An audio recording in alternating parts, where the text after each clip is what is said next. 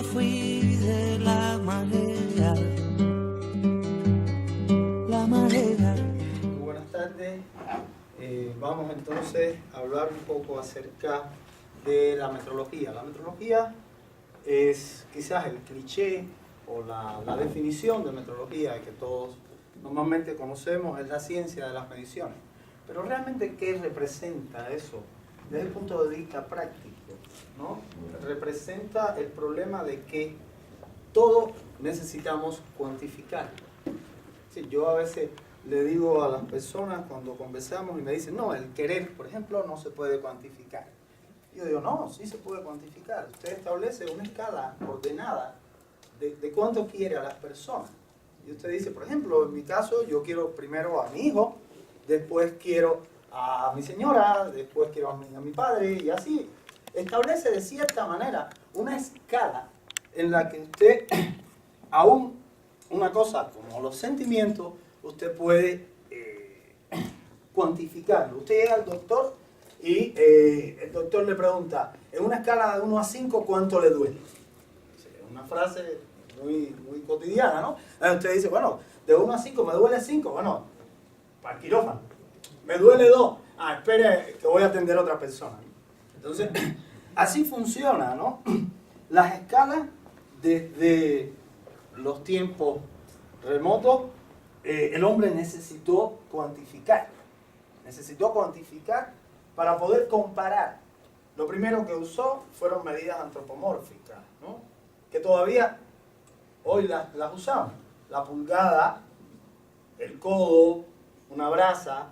Es decir, son medidas que en cierta manera se siguen usando. Y fue la necesidad del hombre por cuantificar lo que hizo que generara un sistema de unidades, es decir, un sistema coherente de unidades, que es el paso, ¿no?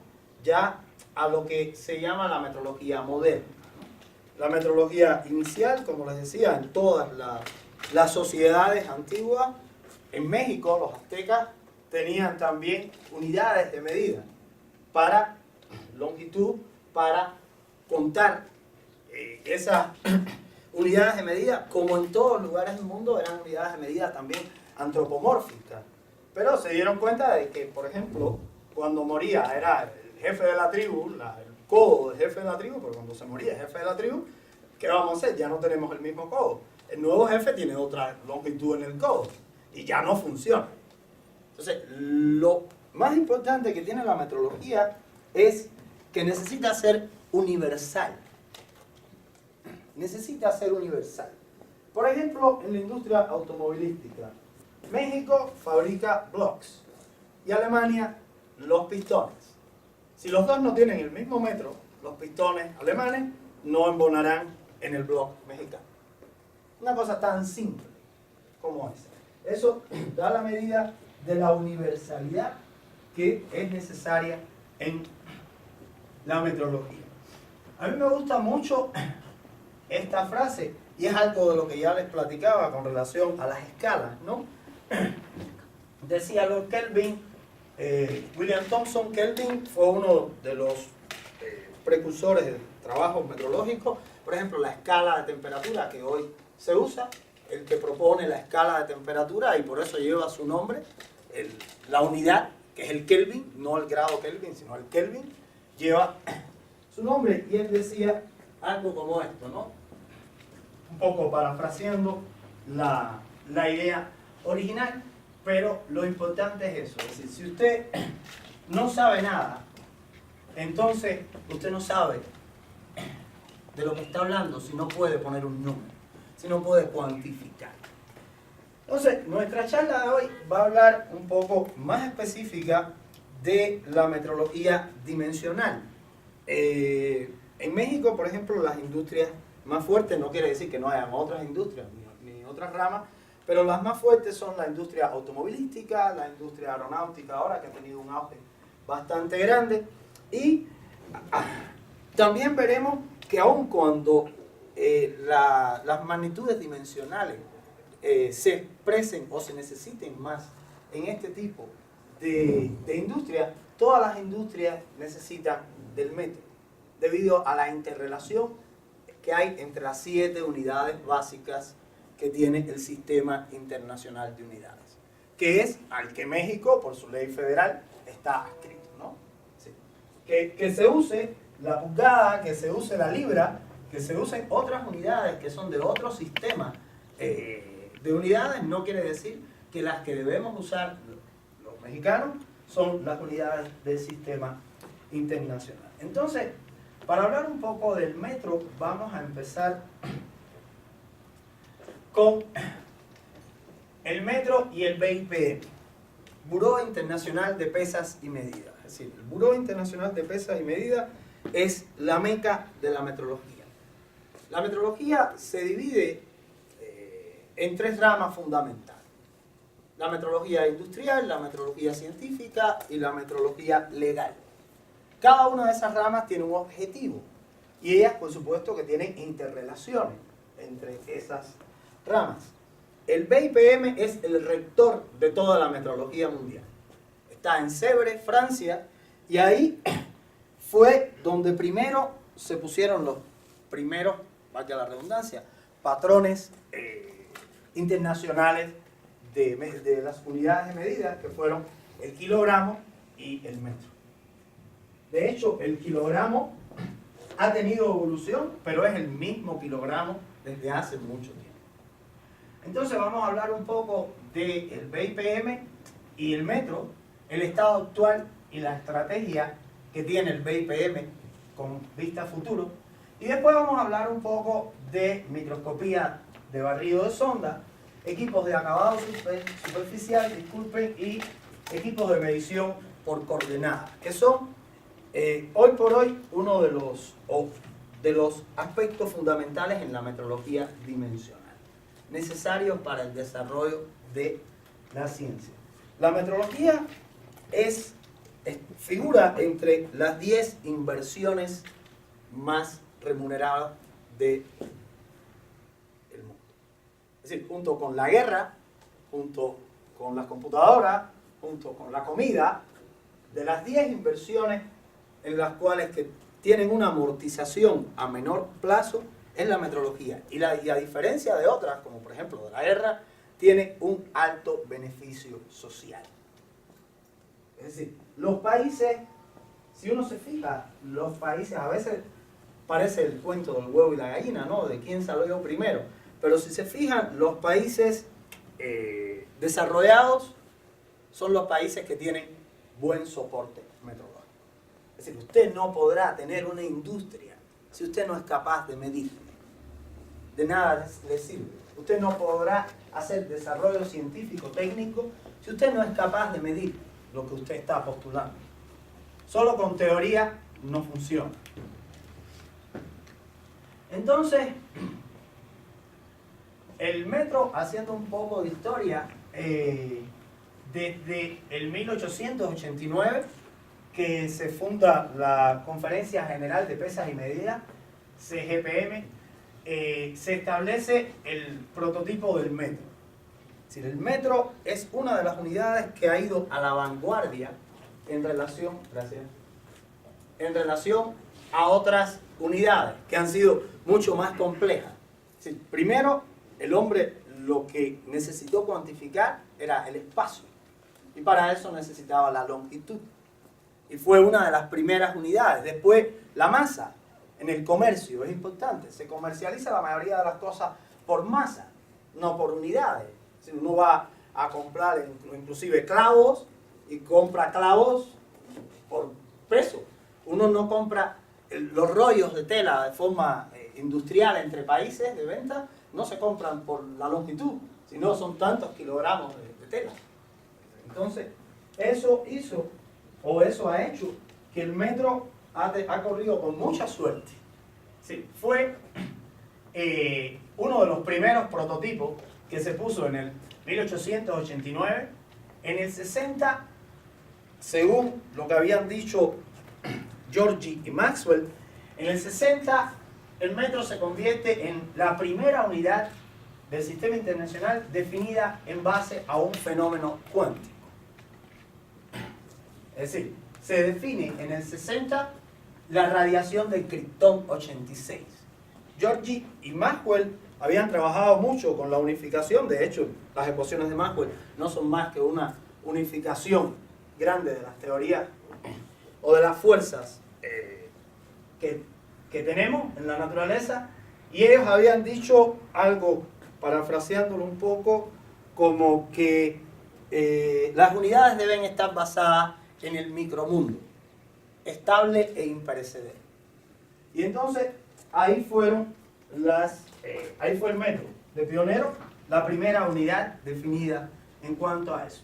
Y en el 83 ya cambia la perspectiva, el propio metro cambia la perspectiva de cómo definir las unidades. Ya es basados en fenómenos cuánticos, pero basados en fenómenos cuánticos que estén relacionados con constantes fundamentales, ¿no? Y hacia ahí es hacia donde va las 7 unidades básicas del sistema de unidades, que después veremos un poco de esto, ¿no? Entonces, el metro ha estado a la vanguardia de cómo definirse, de cómo decir cuánto es un metro. A eso es a lo que sé. Y si se fijan, la historia de todos los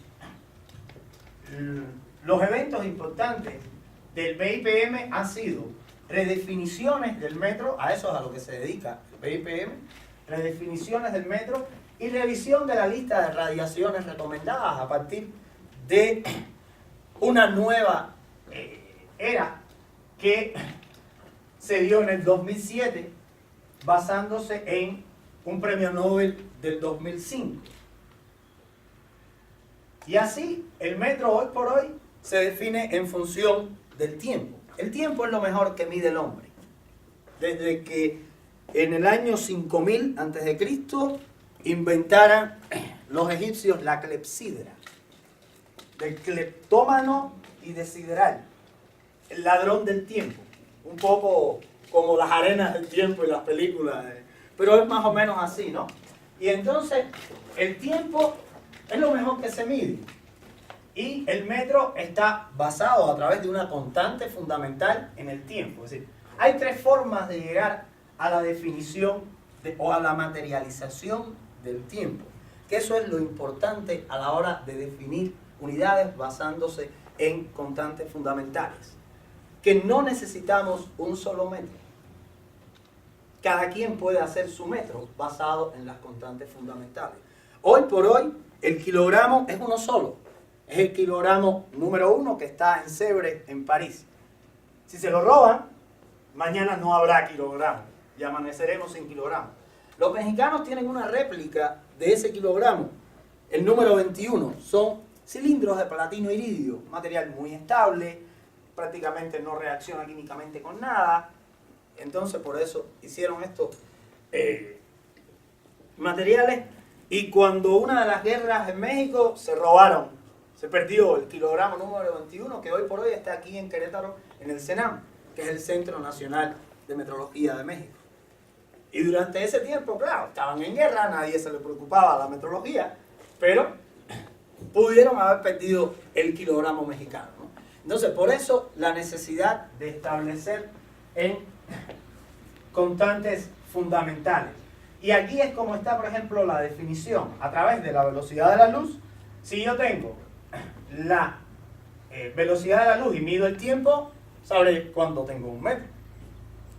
Pero si tengo la frecuencia de una radiación determinada, entonces, si tengo la velocidad de la luz y la frecuencia, tengo la longitud de onda de esa frecuencia. Y a partir de la longitud de onda, tantas longitudes de onda, entonces harán un metro. Y así son las formas de redefinir el metro. Todas las radiaciones que actualmente se utilizan son las que están ahí. Son láseres de YAG, mercurio, rubidio, cesio.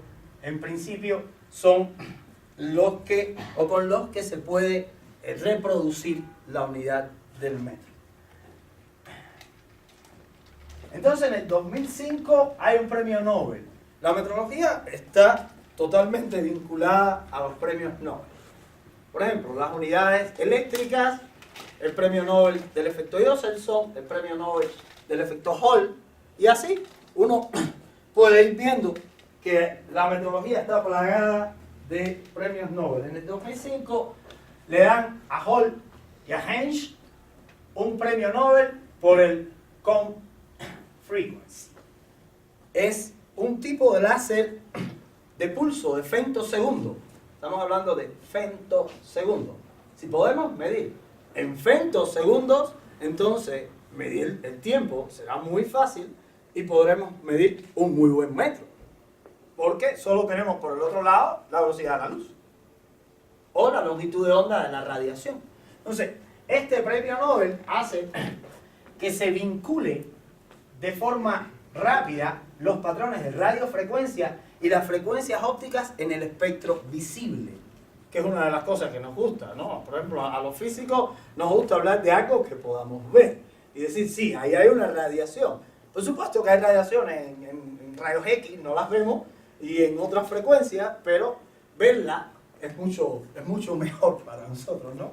Entonces, este vínculo de la radiofrecuencia que no podemos ver con las frecuencias ópticas a través de los relojes atómicos nuevos, con este peine de frecuencia, es lo que ha transformado la realización de la unidad de longitud, empleando la longitud de onda del vacío de los láseres que les ponía en la presentación anterior.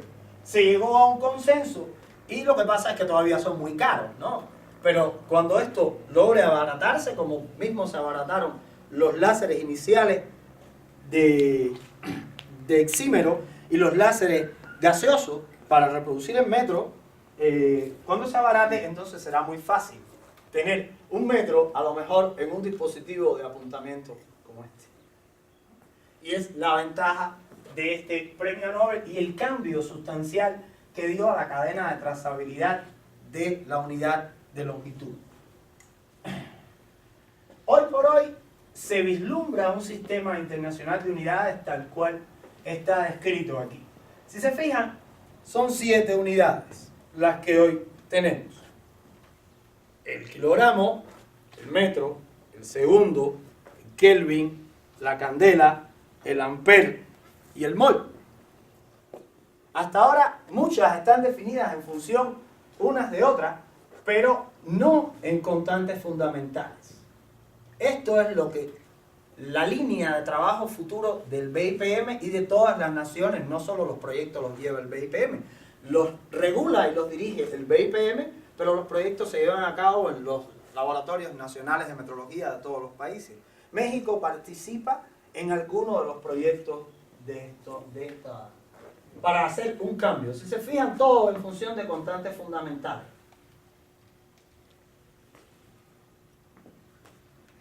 Lo primero, el cesio. División hiperfina del estado fundamental del cesio. Es decir, un diagrama de Jablonski, tenemos los diferentes niveles energéticos y cuando hacen transiciones en dos estados hiperfinos, cuentan esa cantidad, esa es la frecuencia. Cuentan la cantidad de veces y cuando oscile una cantidad de veces, que va a ser el inverso de esta frecuencia, tendremos un segundo. Así se define el segundo. Por ejemplo, la luz o el metro se define de forma que la velocidad de la luz en el vacío sea esa, exactamente. Y así todas las demás, la constante de Planck. En este caso estamos hablando increíblemente del kilogramo. El kilogramo va a estar definido en función del valor fijo de la constante de Planck. Así, la carga elemental, la constante de Stefan-Boltzmann, el número de Avogadro y todo en función de constantes fundamentales. Hacia ahí es hacia donde va la metrología. Y recuerden, el metro es el pionero, ha sido siempre el pionero para el avance de llegar a este tipo de estados.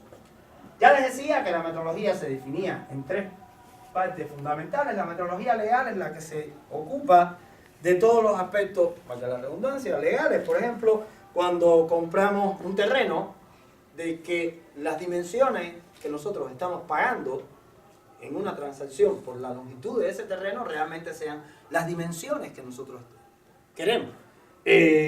Cuando vamos a comprar al súper, o inclusive en un producto preempacado o preenvasado, que dice hay 200 gramos, la metrología legal es la que se encarga, aquí en este caso, por ejemplo, Profeco, es lo más importante de la metrología legal, es quien se encarga de que no nos roben y nos den lo que dice el envase, ¿no? Entonces, de eso se encarga la metrología legal, transacciones comerciales. La metrología industrial es la que soporta a la industria, es la que lleva el metro que hacen los del BIPM, los del CIPM, que es la Conferencia Internacional de Pesas y Medidas, que es la metrología científica, llevarlo a la industria, a que esa industria mida a que el block mexicano tenga las dimensiones que quiere el fabricante alemán. Tan sencillo como eso. Entre todos estos no están divorciados. Hay arreglos de reconocimiento mutuo. Y estos arreglos de reconocimiento mutuo son los que realmente van moviendo al avance de la metrología. Por ejemplo, una de las cosas importantes que hace la metrología científica, y de ello se encarga el BIPM, es de lograr la universalidad de los resultados de las mediciones. Porque no basta con que digan, eso es el metro. Se supone que usted haga su metro y que su metro le quede bien hecho. Y todo el mundo va a decir, el mío es el mejor. El que vale es mi metro. No, el problema es que sea universal. Y para eso se hacen intercomparaciones de los resultados de medición. En metrología dimensional, por ejemplo, el BIPM se encarga de todas estas intercomparaciones. Intercomparar frecuencia de láser, es decir, México participa el NPL, participa el NIST de Estados Unidos, participa NAMAS, participa METAS, participan los laboratorios de diferentes lugares del mundo y hacen comparaciones de los resultados de las mediciones. Sobre todo también para establecer y esclarecer los niveles de incertidumbre que van a tener esas mediciones. Es decir, toda medición tiene asociada una incertidumbre. Nada se mide de forma exacta. Inclusive ni las constantes fundamentales. Si se fijan, hay una X al final de muchos de los números.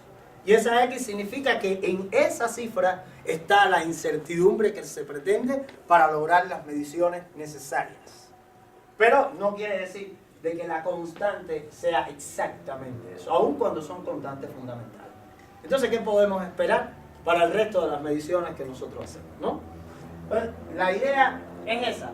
Se intercomparan y en mediciones dimensionales, si se fijan, hay una serie de comparaciones que son las que soportan lo que normalmente se conoce como CMC, Capability Measurement Calibration. Son las capacidades que tiene cada país de realizar mediciones. ¿Cuáles son los niveles de incertidumbre que puede realizar una medición en cualquier campo? Hay CMC de química, hay CMC de cualquier magnitud que se pueda entender. Entonces, así es como realmente funciona la metrología a nivel BIPM. ¿Cuáles son los retos que tiene hoy el BIPM para con diferentes ramas de la metrología? Por ejemplo, en la nanotecnología. La nanotecnología es una de las ramas de la física que está emergiendo. Ya lleva algún tiempo, ¿no? No estamos hablando de algo muy nuevo, ya hay muchos productos nanotecnológicos que consumimos, pero todavía establecer los esquemas de trazabilidad y dar armonía y esa universalidad que requiere la metrología en la nanometrología no se ha logrado. Por ejemplo, establecer patrones a esos niveles. El BIPM está enfrascado en el empleo de patrones, por ejemplo, la figura amarillita de la extrema izquierda arriba no es más que capas atómicas de silicio. Es decir, estamos hablando de un átomo, otro átomo de silicio. Entonces, por ejemplo, la segunda figura es otro de los problemas que tiene. Son las rejillas que se usan en TEM, Transmission Electron Microscopy. Es decir, cómo establecer las dimensiones en un TEM. Porque a veces, cuando yo trabajaba en nanotecnología, era jefe de un grupo de metrología dimensional, de microscopía de fuerza atómica, y lo que quería la mayoría de los investigadores que trabajaban con nosotros era la foto. Lo que quiero es la foto, para ponerle en el artículo. Para que se vea bonito el artículo, ¿no? Para que tenga una imagen. Pero de nada te sirve la foto si no tienes medidas de dimensiones en las cuales puedas hacer realmente comparación y puedas decir que lo que está mirando lo puedes ver de ese tamaño y ser de este tamaño, ¿no? Ese llevar el metro a esa baja escala es uno de los problemas que tiene el BIPM y que tiene toda la comunidad que trabaja en nanotecnología, ¿no? La necesidad de nuevas comparaciones clave para lograr que se entienda la armonización entre cómo materializa la unidad a esa escala México, cómo lo hace Europa, cómo lo hace otro lugar, ¿no? Entonces, la divergencia de estos métodos también genera un problema simple en la comparación de los resultados. Por ejemplo, a veces yo hacía mediciones de AFM y venían después los colegas y me decían, pero es que yo en TEM medí esto y no me da lo mismo. O sea, ahí es donde está el problema. ¿Cuál es la incertidumbre que realmente tiene cada una de esas mediciones para poder comparar? Si no sabemos la duda que tienen dos resultados, entonces no los podemos comparar. Eso es otro de los aspectos que tiene en la nanometrología. La medición por coordenadas se ha hecho cada vez más importante en la macroindustria. Lo que hablábamos de las industrias más importantes que tiene Querétaro o que tiene México, de forma general, aeronáutica y automotriz. Los demás son industrias emergentes que van saliendo, pero esas son industrias que ya están establecidas. Y ahí es necesario el empleo de medición por coordenada. ¿Qué pasa? El rendimiento de un sistema de coordenadas es tal que ya puede medir casi cualquier cosa. Y entonces tenemos patrones que no pueden definir cualquier cosa. Entonces, ¿cómo logramos que esos patrones, o cómo generamos patrones para lograr definir el desempeño de estos sistemas de medición por coordenadas? Es uno de los problemas graves que tiene el BIPM en estos momentos. La medición angular. Las mediciones angulares también son mediciones dimensionales. La unidad del ángulo es el radian y está solamente vinculada a la longitud. Y entonces esto es otro de los puntos importantes en la metrología dimensional. Antes, los patrones que materializaban la unidad angular eran bloques angulares, es decir, pedazos de acero o de cerámica o de carburo de tungsteno o diferentes materiales que se empleaban y eran bloques en forma de ángulo. Ya hoy no, ya hoy el empleo, todo eso ha sido relegado por los encoders angulares. Los encoders angulares, debido a la litografía y la nanolitografía, pueden hacerse ya con altas exactitudes. Por tanto, ¿cómo llevar la metrología, cómo llevar el metro a esos encoders angulares?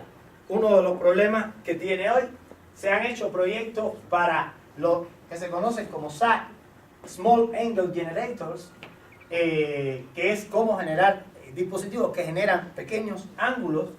Los codificadores ya se han hecho escáneres o sensores de estos codificadores muy avanzados por interferometría compacta, por interferometría dual, shift, phase interferometry y toda una serie de aspectos de la luz que han hecho un problema, han generado un problema en las mediciones angulares.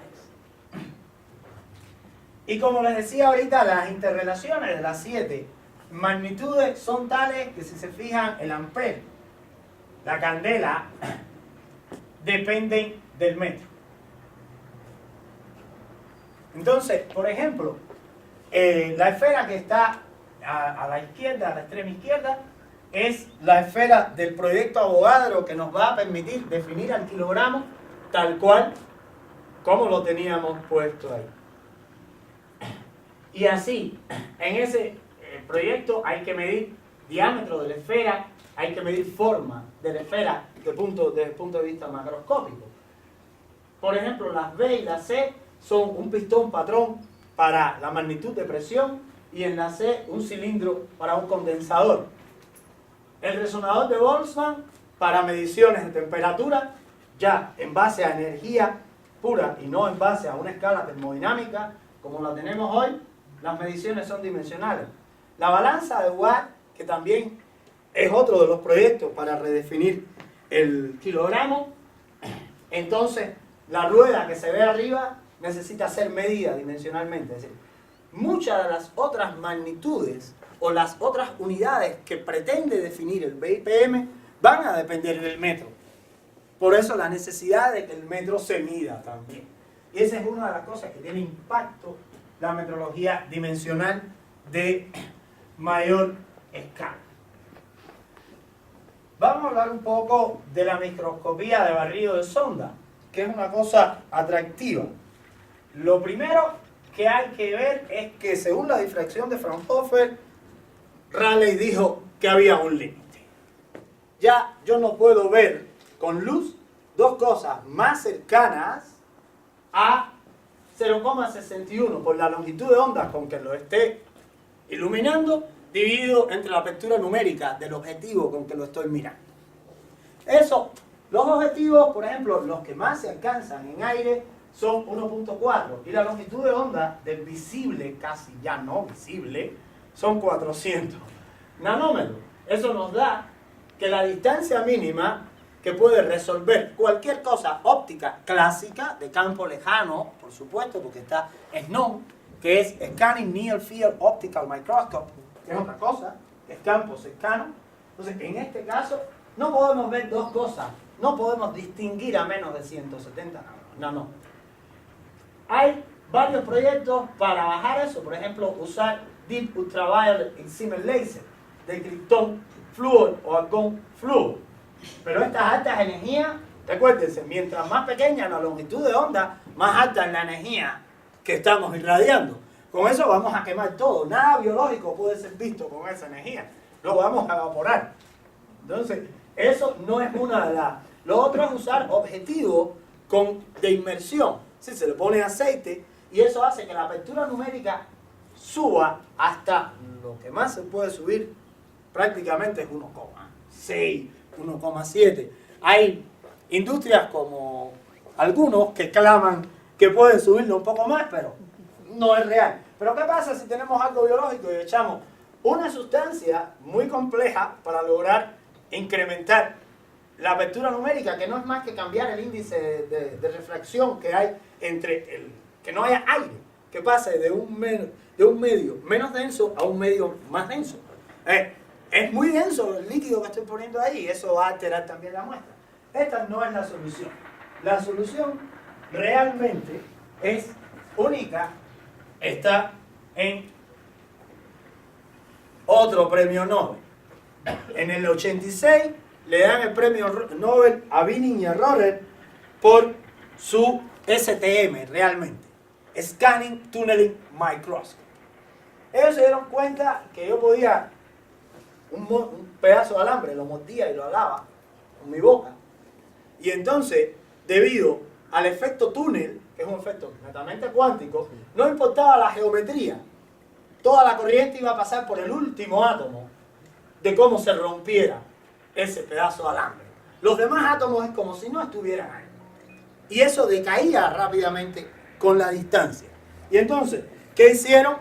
Ver cómo ven los ciegos. Y eso es lo que hace la microscopía de escaneo de sonda. Ya no es luz. ¿Cómo ven los ciegos tocando? Y así, los límites que impone esto ya son los límites rayando con el principio de exclusión de Pauli. Los límites muy pequeños. Entonces, ¿qué pasa? Le dan un premio Nobel, hacen el primer AFM, que es ese que está ahí, colgado de 4 hilos, para eliminar eran 4 elásticos realmente para eliminar las vibraciones. Estamos hablando de nanómetros y subnanómetros. Ya en este caso es muy fácil con un STM ver la distancia que tienen los átomos de silicio en el HOPG. ¿No? Es muy fácil. Los átomos de carbono es muy fácil, ¿no? Debido a que decae muy rápidamente. Esto hace que el panorama que hasta ese momento estaba con el TEM y el SEM, Scanning Electron Microscope y Transmission Electron Microscope, cambie por completo. ¿Qué pasa con esto? Sobre todo el costo. Un TEM cuesta aproximadamente, el más barato, $1,500,000 sin todo lo demás de euros. Cuando uno puede conseguir un buen FM que tiene una resolución de 0,1 nanómetro, fácil, por unos modestos 200.000, es un muy buen FM. Estamos hablando de 5 veces menos y mucho más de lo que cuesta un TEM. ¿Y qué pasa con el SEM? El SEM no tiene tanta resolución, ni los HRSEM mejoran la resolución de un AFM. Los costos, los tipos, cómo preparar una muestra, y realmente lo más interesante, ni el TEM ni el SEM ven tridimensional. El único equipo de estos que ve realmente tridimensional es el AFM. Los demás tienen una imagen 2D muy bonita en algunos casos, pero es una imagen 2D. Sin embargo, ya un SPM o AFM, cualquiera de su familia, puede hacer esto, ¿no? ¿Cómo funciona realmente un AFM, no? Un AFM se basa primero en un piezoeléctrico, ¿no? Un piezoeléctrico de forma tubular, un piezoeléctrico, un PZT, por ejemplo, que es un piezoeléctrico que se hace de cerámica, como hacer barro con polvos. Simplemente uno prepara material PZT o PbTO3, por ejemplo, y con este tipo de materiales uno logra, dándole en el orden de los microvolt, uno logra pasos de 0,028 nanómetros que se estiren. Entonces, ahí tenemos ya el motor que va a mover la muestra, porque todos son scanning. Scanning significa que voy a recorrer toda la muestra. Y entonces, lo que hace el principio es ese que está ahí, ¿no? Si tengo abajo un motor tridimensional, X, Y, Z, que en X, Y solo va a mover la muestra, y en Z va a compensar las lecturas que tengo en un fotodetector. Cuando en ese fotodetector tengo una deflexión, la lectura la voy a sentir hacia abajo. Cuando tengo una torsión, y así funciona un AFM. Sí, es muy fácil. Realmente lo que tengo es interacción, un potencial de Lennard-Jones, y en ese potencial de Lennard-Jones va a haber una parte repulsiva, una parte atractiva, y hay muchos modos para medir con un AFM. Estos son muchísimos. Esos son algunos cuantos de los modos, y cada uno nos permite medir algunas cosas de nuestra muestra. No solo topografía, no solo tamaño, no solo es la foto para el artículo. Sí, nos permite hacer determinaciones de qué átomo es este. Nos permiten fabricar con nanoindentation. Nos permite hacer espectroscopía de fuerza. Por ejemplo, eso es una de las cosas que a los biólogos les gusta más hacer. Enganchar la punta de un ADN en un sustrato, la otra punta en la prueba, en el AFM, y empezar a hacer ensayos, como si fueran ensayos de extracción de materiales. Una probeta es el ADN, y estudiar, irradian el ADN, lo naturalizan y ven la fuerza. Entonces, esto no es solo un equipo que nos permite a nosotros hacer mediciones dimensionales, sino muchas otras mediciones. Hablaba ahorita, o les mencionaba por encima lo que es el SNOM. El SNOM es campo cercano. Nosotros estamos hablando de campo lejano. Pero si hacemos refracción de Bragg, en la cual el rayo de luz se difunde por la superficie, sobre esa superficie hay óptica de campo cercano. ¿Qué pasa? Hay que ir a buscarla ahí. Campo cercano, estamos hablando de 5 a 10 nanómetros de distancia de la superficie. Hay que pararse ahí. Eso al principio era un problema, nadie podía decir cómo llego a 5 nanómetros. Pero ahora tenemos fibras ópticas que permiten ir y colectar con escaneo y lo que hacen es eso. Iluminas a la muestra de forma que se forme la reflexión total interna, disminuye el ángulo de Bragg, ya no sale la luz y en ese caso puedes hacer óptica. Ahí eso ha crecido mucho con lo que se llama con SPP, Surface Plasmon Polaritons. Es una cosa que está muy de moda en la plasmónica, porque ya la óptica avanzó hacia la plasmónica. Ya la óptica clásica como que ya no es muy... Ya ahora hay que hablar de los plasmones y la interrelación que hay entre los polaritones y los plasmones. Y eso se hace con SNO, ¿no? Entonces, esto es... Ahora, ¿cómo se vincula todo esto al metro? ¿Qué tenemos en el metro? Se han inventado los AFM metrológicos. El metro realmente se hace con interferometría o con la luz. Y lo que han hecho es, en la base de ese motor tridimensional, poner 3 interferómetros láser que relacionen los movimientos de ese motor tridimensional con la longitud de onda del láser de cada uno de esos interferómetros. ¿Cómo está definido el metro? Son aparatos muy costosos, muy complejos. Prácticamente casi nadie tiene AFM metrológicos, ¿no? Son homemade.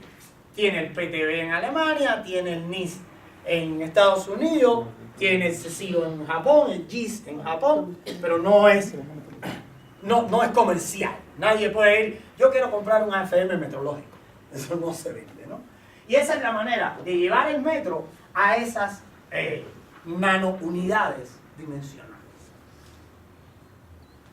Las puntas de... Normalmente el ciego toca con su mano, pero si se dan cuenta, si tenemos una mano muy ancha, no vamos a poder detectar cosas muy pequeñas.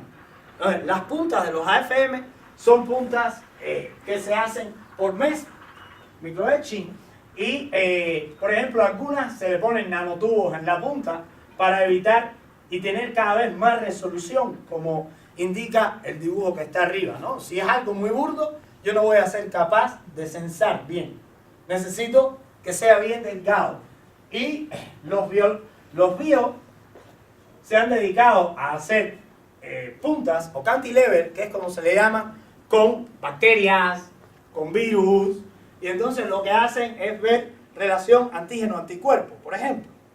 Sí, cargan una punta con bacterias, la pasan por encima de algún sustrato y si la fuerza cambia es porque hay un antígeno, hay un anticuerpo y se están atrayendo la bacteria así.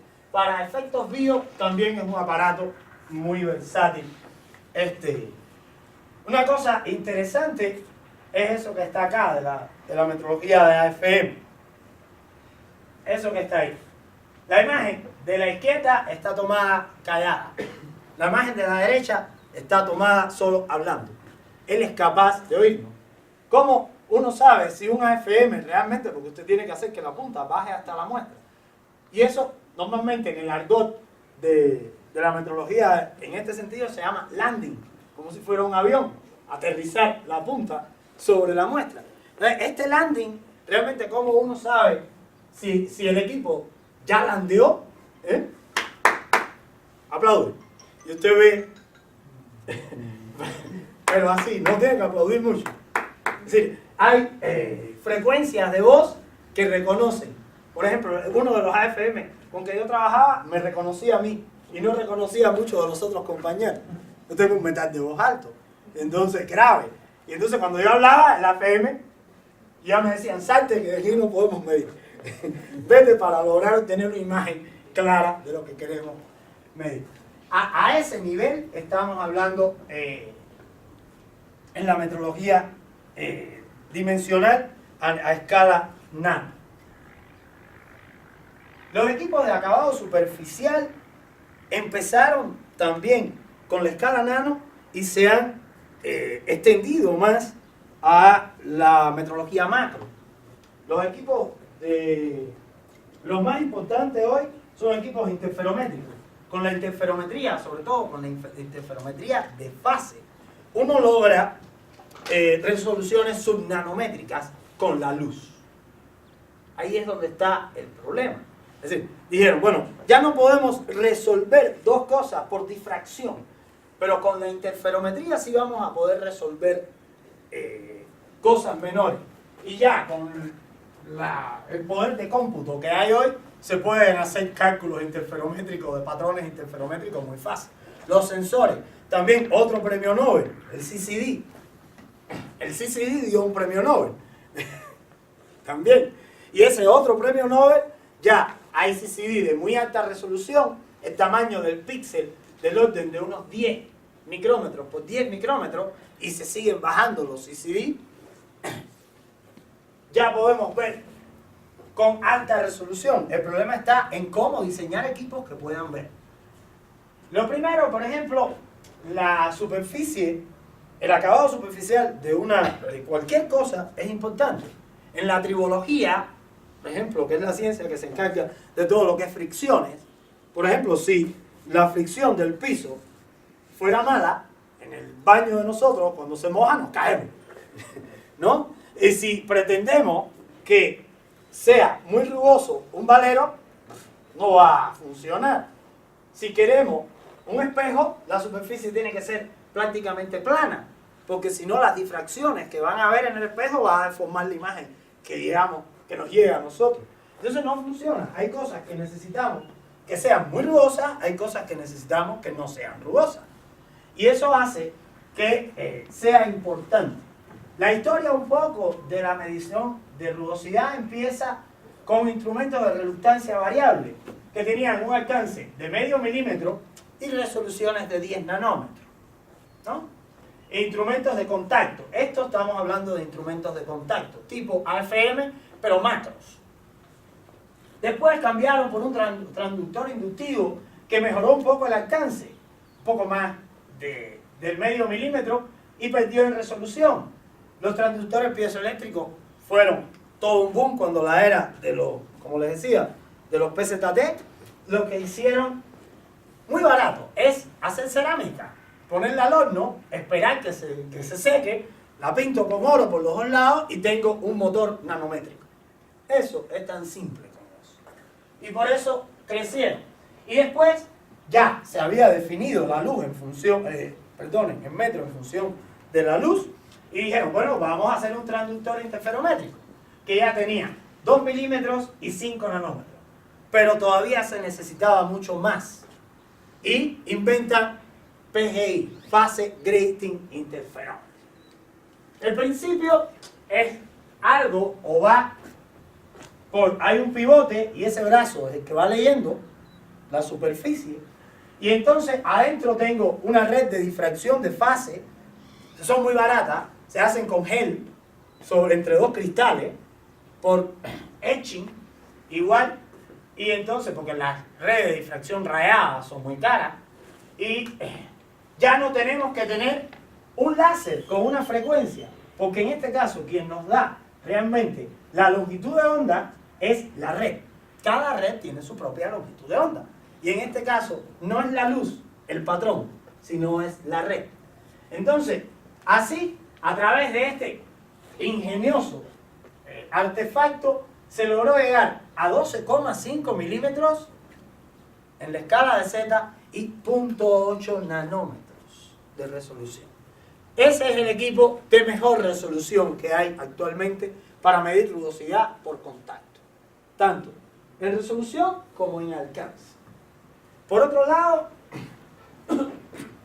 mejoraron y empezaron, salió una familia de todos nombrecitos que le ponían los diferentes fabricantes y hacían una ligera variación al principio fundamental y ya le cambiaban el nombre, como CSM, Coherent Scanning Microscope, Coherent Correlation Interferometry, Scanning, todo al final es CSI, Coherent Scanning Interferometry.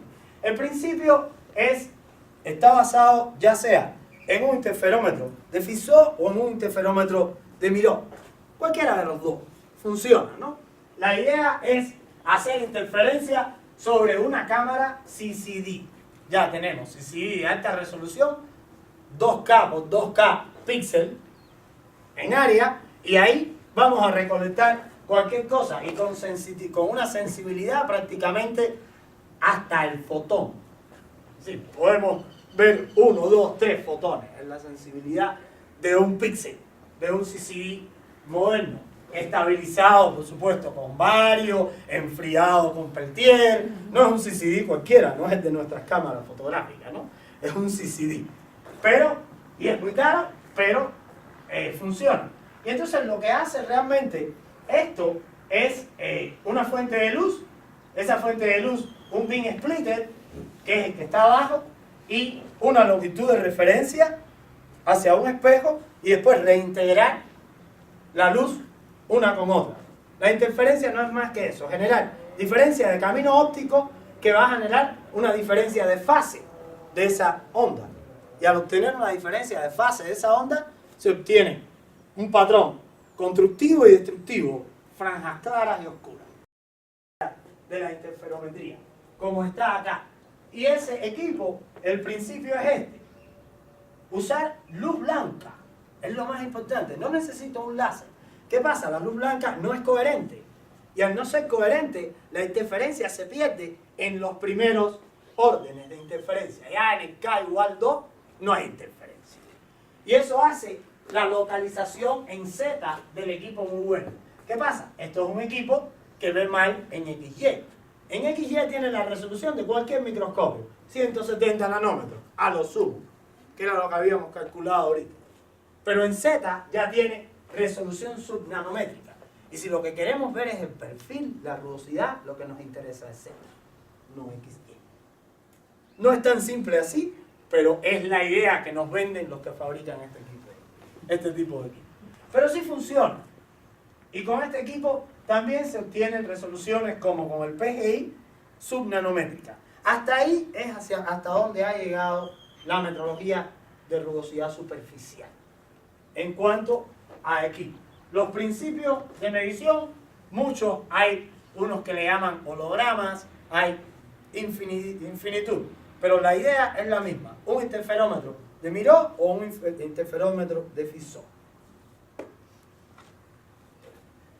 Y por último, para hablar un poco ya de a dónde va la industria, vinculada por supuesto con la ciencia, están las CMM, Coordinate Measuring Machine. Una CMM no es más que 3 ejes cuasi ortogonales, es la idea, uno los trata de poner ortogonales, y sobre estas escalas, sobre estos ejes se ponen escalas y encoders que se mueven por las escalas, ¿no? Entonces, con estos encoders yo logro conocer la posición en el espacio de un punto. Si yo palpo una pieza en diferentes puntos y tengo las coordenadas de todos los puntos, la matemática es simple y me va a ayudar a medir sobre esa pieza todo lo que yo quiera. Es como tener el modelo CAD real de mi pieza, ¿no? Entonces, ¿a dónde va la mejor o los mejores niveles? Las máquinas que más compiten en el mercado son las Leitz y las Zeiss. Son las mejores máquinas. La mejor, ambas tienen lo que está de arriba, que se ve un poco cortado, que son 0,3 más L entre 1000 micrómetros. Estamos hablando de que en 1,8 metros vamos a tener 1,2 partes por millón de exactitud. Una exactitud relativa de 10 a la menos 6. Muy buena exactitud. Si se fijan, en 10 a la menos 6, lo mejor que se mide es el tiempo, 10 a la menos 15, la exactitud relativa. Después viene el metro, 10 a la menos 12. Después, pero 10 a la menos 6 para muchas otras magnitudes o unidades fundamentales es ya un reto. El Kelvin con 10 a la menos 4, 10 a la menos 5 es lo mejor que se puede medir. Hoy por hoy, con la escala termodinámica que tenemos. Se puede mejorar con la nueva escala a través de la energía, Boltzmann. Pero eso es lo mejor que se puede medir. Estamos hablando de aproximadamente 1,2 micrómetros por cada metro. de error, ¿no? Estas son las mejores máquinas con sistemas Navigator y Pathfinder. Estos sistemas son sistemas inteligentes que van sensando y diciéndole a la máquina cómo debe de ser lo que sigue para optimizar las fuerzas de palpado. Son equipos caros. No estamos hablando de equipos baratos, ¿no? Son equipos, no llegan a lo que cuesta un TEM o a lo que cuesta un SEM, pero son equipos caros. Ya a niveles más bajos, entonces ya se tiene de 3,7 a 5,4 partes por millón. Sí. La longitud es una de las cosas que mejor se mide. Con eso, para la mayoría de la industria es suficiente. Con esas incertidumbres relativas, ¿no? Es suficiente. Ahora, como les decía, una de las preocupaciones del BIPM es cómo establecer patrones. Han surgido una cantidad de patrones en la actualidad, como barras de paso, block patrón largo, ball bars, que son barras con esferas en la punta, step gauge, toda una serie de artefactos para lograr establecer el performance de una CMM. Y no es tan sencillo con esto, ¿no? Por ejemplo, este tipo de instrumentos que se ven en la imagen de la izquierda abajo son instrumentos de geometrías complejas, donde hay radios internos, radios externos, esferas, que son la mayoría de las geometrías que se emplean en la industria. A veces hay formas libres, que es muy difícil tener un patrón de formas libres. Entonces, la metrología se encarga de llevar a estas máquinas a través de esos tipos de patrones, como se ven en las otras dos, el metro, a través de esos patrones. También hay otros artefactos como los AACMM. El problema es que una CMM es un instrumento masivo, grande, no es portátil. Hay CMM, cuando quiero medir un carro entero, hay CMM donde cabe un carro. Son muy caras. Pero, ¿qué tal si yo pudiera llevar la CMM a mi carro? En vez de llevar el carro a la CMM. Para eso se inventaron los AACMM. Articulated Arm Coordinate Measuring Machine. ¿Cómo funciona? ¿Cómo funcionan nuestros brazos? Hay un hombro, un codo y una muñeca. Y en cada uno de ellos hay encoders angulares. Veían uno de los retos del BIPM, establecer mediciones angulares para los encoders angulares, para que la redundancia, consistentes. Y lo que hace es lo mismo que hace nuestro cerebro cuando le decimos a la mano, agarra esto, ¿no? Le dice, tiene longitudes fijas y articulaciones. Y en cada una, músculos que mueven en esa articulación. Así funciona el brazo. Claro, no lo hace automático, nosotros lo movemos, pero cada vez que movemos una juntura angular, él sabe cuál es el ángulo. Y si yo tengo la longitud y el ángulo, por trigonometría simple, voy a poder determinar la posición en el espacio. Al final, las incertidumbres son mucho más grandes. Si se fijan aquí, los errores máximos permisibles en micrómetros para 1,2 metros son de 23 y para 4 metros ya son 80 micrómetros. No tiene nada que ver con la exactitud que tenían las máquinas que poníamos antes. Son mucho menos exactos, menos precisos, pero tienen la ventaja de la portabilidad. Yo me lo puedo llevar al auto, me lo puedo llevar al avión. Y mido el auto y el avión sin necesidad de traerlo a... Hay variantes de contacto, como se ve en la figura de la izquierda abajo, y variantes de escáner, que eso es otra historia totalmente en la metrología dimensional, los escáneres. Hoy no vamos a hablar de eso, porque para eso hay mucho de que hablar, pero la idea es esta. Se acabó la máquina, necesito portabilidad, voy a sacrificar resolución y tengo un brazo articulado de medición por coordenadas. Se acabó el brazo, el más grande es de 4 metros.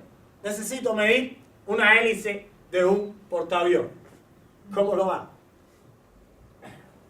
Laser trackers es otro de los sistemas de medición por coordenadas. usa el principio básico de un teodolito. Y con este principio básico de un teodolito, lo único que ahora tiene encodres angulares muy precisos en la horizontal y la vertical, y un distanciómetro láser hacia una referencia. Y entonces nosotros, palpando con un espejo, él va estableciendo los puntos en el espacio. Tiene longitudes de alcance de hasta 110 metros, con exactitudes, por ejemplo, de 40 micrómetros en 10 metros. 40 micrómetros en 10 metros. Eso está por debajo de la parte por millón. Entonces, esa es la idea de la metrología de medición por coordenada. Vemos imágenes, por ejemplo, de eso es Safran, helicópteros, fabricando helicópteros y el uso de un faro, o el otro es las mediciones de el block de un barco.